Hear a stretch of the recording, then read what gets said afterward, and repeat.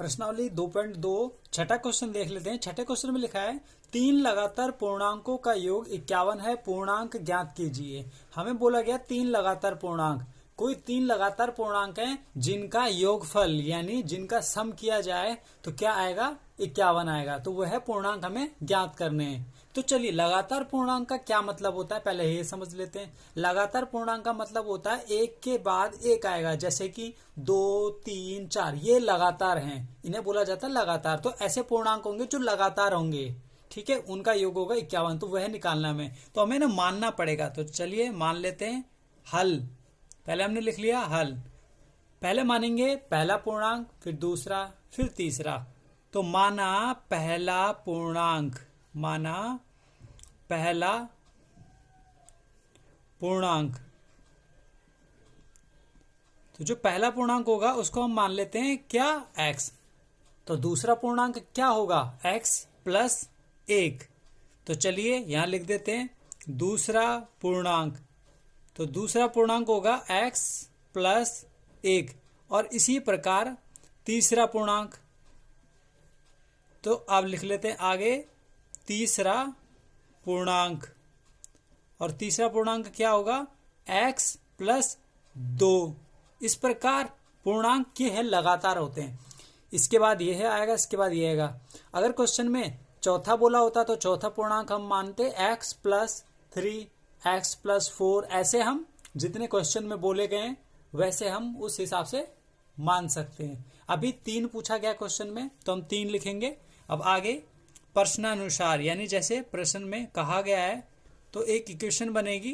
Question में बोला गया है इन तीनों पूर्णांकों को अगर जोड़ दिया जाए तो क्या आएगा, 51। तो चलिए इसको हम एक बार यहां लिख लेते हैं। पहला पूर्णांक जो कि x है ये रहा, दूसरा पूर्णांक है x प्लस 1, तीसरा पूर्णांक है x प्लस 2 और सबको जोड़ने पर 51 आएगा। पहला पूर्णांक यहां से यहां तक ये दूसरा पूर्णांक हो गया और ये हो गया तीसरा पूर्णांक। इन तीनों को अगर जोड़ दिया जाए तो क्या आएगा, 51। अब इसको आगे करते हैं हल। कैसे करेंगे, x और x कितने x हो गए 3x। लिख देते हैं यहां पर हम 3x। तो चलिए यहां पर 3x हमने लिख दिया। अब इसके बाद 1 और 2 ये कितने हो गया, 3 लिख दिया। और उसके बाद बराबर के बाद क्या है, 51। ये ऐसे का ऐसे ही लिख दिया।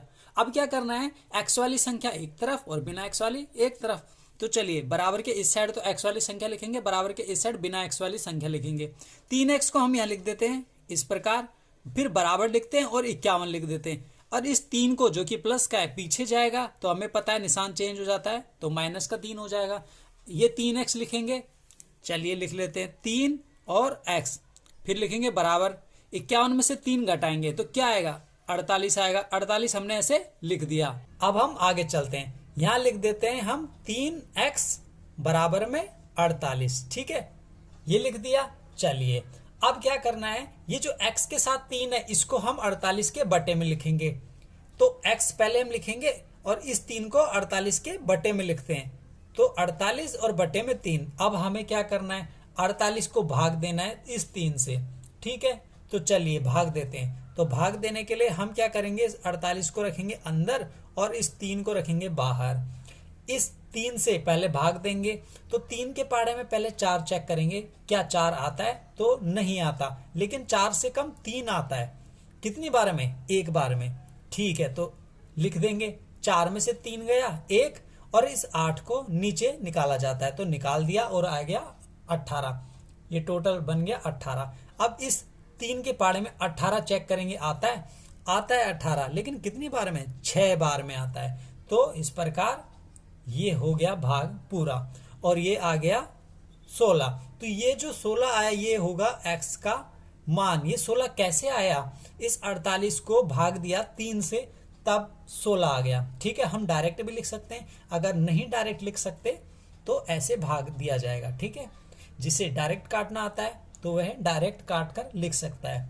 ठीक है, x का मान 16 आ गया और हमें पता है x हमने क्या माना था, हमने x माना था पहला पूर्णांक। तो यहां पर ऐसे हम लिख देंगे। तो चलिए लिख देते हैं पहला पूर्णांक। तो पहला पूर्णांक हमें मिल चुका है, अभी अभी हमने निकाला जो कि x था 16 आ गया। ठीक है, तो ये पहला पूर्णांक है।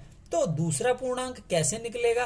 तो हमें पता है दूसरा पूर्णांक इसी x में अगर 1 प्लस कर दिया जाए तो दूसरा पूर्णांक हमें मिल जाएगा। तो इसी x यानी 16 में 1 प्लस कर देंगे तो बनेगा 17। तो दूसरा पूर्णांक हमें मिल चुका है जो कि है 17। इस प्रकार अब तीसरा पूर्णांक, तो तीसरा पूर्णांक किस प्रकार निकालेंगे? इसी x में 2 प्लस कर देंगे तो हमें तीसरा पूर्णांक मिल जाएगा। तो तीसरा पूर्णांक निकालने के लिए x में, x मतलब 16 में अगर 2 प्लस कर दे तो आएगा 18। तो इस प्रकार हमें मिल चुका है पूर्णांक तीसरा। पहला भी मिला, दूसरा भी मिला और तीसरा भी मिला, तीनों पूर्णांक मिल चुके हैं। ठीक है, अब हम यहां पर लिख देंगे अतः है इस प्रकार 3 लगातार पूर्णांक, 3 लगातार पूर्णांक क्या होंगे? 16, 17 और 18। ठीक है।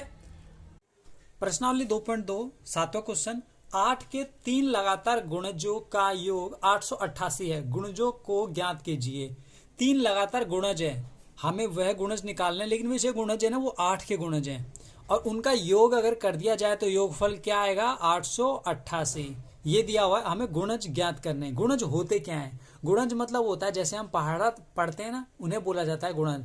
जैसे कि हम बोले 2, 4, 6, 8, ये क्या है? ये 2 का पहाड़ा गिन रहे हैं हम, तो 10, 12, तो इन्हें बोला जाएगा ये है 2 के गुणज हैं, यानी 2 का पहाड़ा है। इस प्रकार 4, 8, 12, 16, 20 ये 4 का पहाड़ा है, तो इसे हम बोलते हैं 4 के गुणज। ये 4 के गुणज है।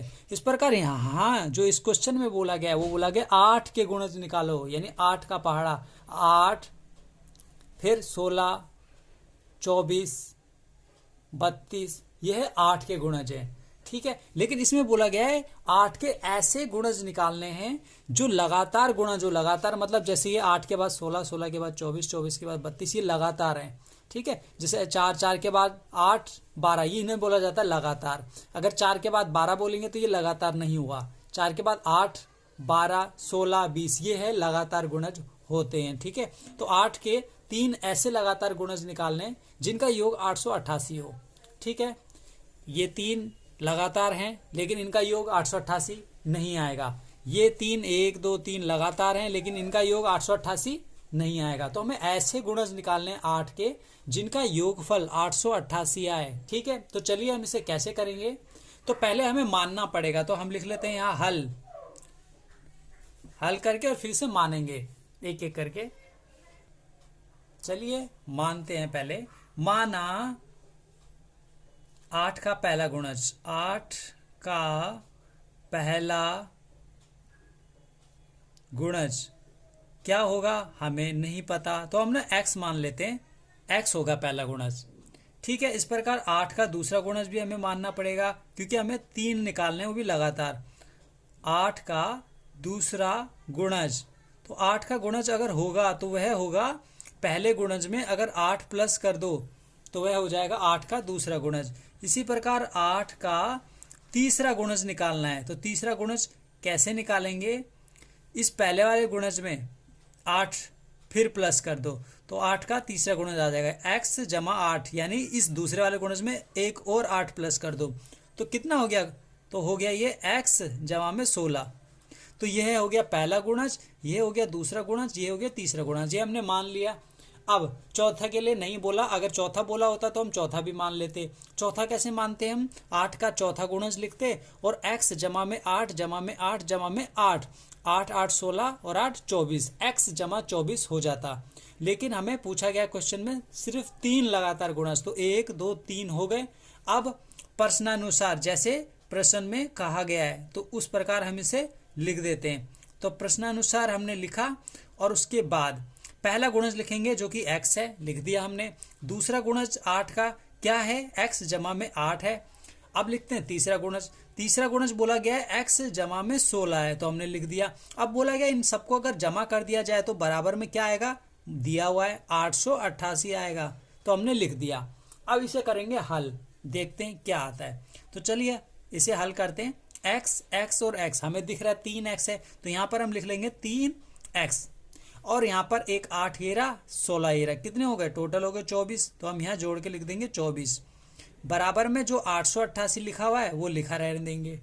अब इसके आगे एक्स वाली संख्या बराबर के इस साइड लिखेंगे और बिना एक्स वाली एक्स के बराबर के इस साइड ले जाते हैं। तो चलिए 3x लिखा, बराबर लिख दिया, उसके बाद 888 लिख देंगे ये वाला, और ये जो 24 जो जमा का है उसको पीछे ले जाएंगे और माइनस का हो जाएगा, क्योंकि इधर प्लस का है और बराबर के अगर इस साइड जाता है तो माइनस का हो जाएगा।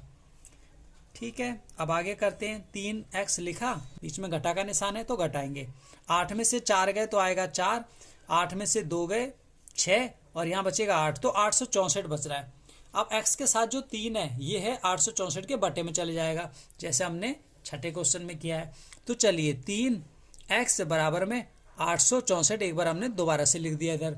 अब x लिखा, 3 नहीं लिखा, 3 क्योंकि 864 के बटे में चला गया।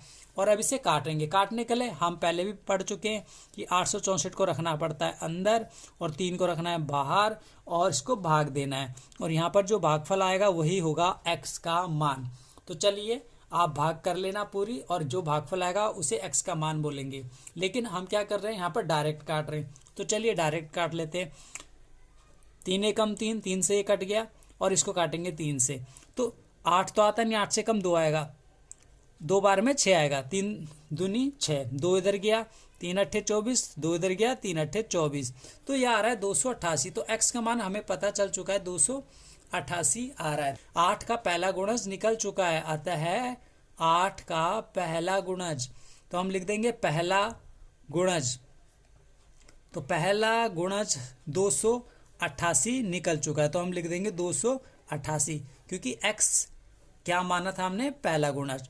अब दूसरा गुणज भी हम आसानी से निकाल सकते हैं, तो चलिए लिख देते हैं दूसरा गुणज क्या होगा। दूसरा गुणज ना 8 जमा कर देंगे अगर 288 में तो आ जाएगा, तो 288 इसमें अगर जमा कर देंगे 8 तो दूसरा गुणज हमें मिल जाएगा, और वो कितना होगा यहाँ लिख लेते हैं। 88 और 2 90 और 6 96, तो 296 होगा दूसरा गुणज। इस प्रकार तीसरा गुणज भी निकल चुका है। तीसरा गुणज कैसे निकलेगा, तीसरा गुणज जैसे हमने माना था यहाँ पर x में 8 और 8 यानी 16 जमा कर देंगे तो आ जाएगा। तो x का मान तो हमें पता है ये 288 है, इसमें जमा करना है हमें 16, तो क्या आएगा यहाँ पर हम लिख देते हैं 304, तो यह होगा तीसरा गुणज। इस प्रकार पहला गुणज 288, दूसरा गुणज 296 और तीसरा गुणज 304 निकल चुका है।